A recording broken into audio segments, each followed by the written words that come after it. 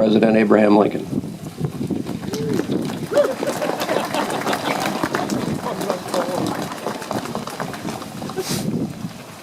Thank you.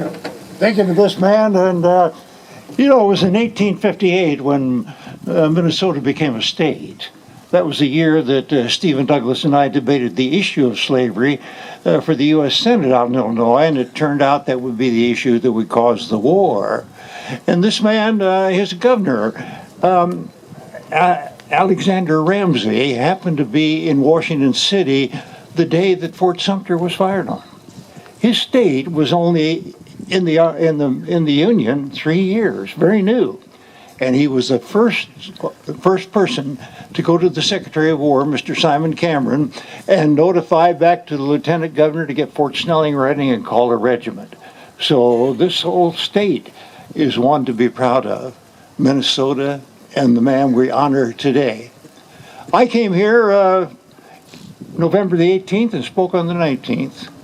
And as Jefferson said, the cost of freedom is constant vigilance.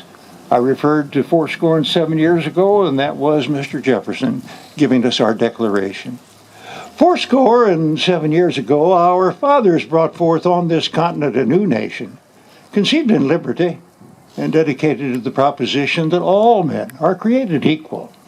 Now, we are engaged in a great civil war, testing whether that nation, or any nation, so conceived and so dedicated can long endure. We are met on a great battlefield of that war. We have come to dedicate a portion of that field as a final resting place for those who here gave their lives that that nation might live. It is altogether fitting and proper that we should do this, but in a larger sense, we cannot dedicate. We cannot consecrate. We cannot hallow this ground. The brave men, living and dead, who struggled here, have consecrated it far above our poor power to add or detract.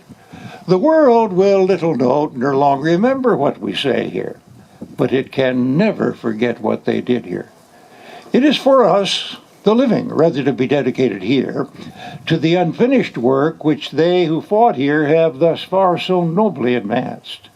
It is rather for us to be here dedicated to the great task remaining before us, that from these honored dead we take increased devotion to that cause for which they gave the last full measure of devotion, that we here highly resolve that these dead shall not have died in vain, that this nation, under God, shall have a new birth of freedom, and the government of the people, by the people, for the people, shall not perish from the earth.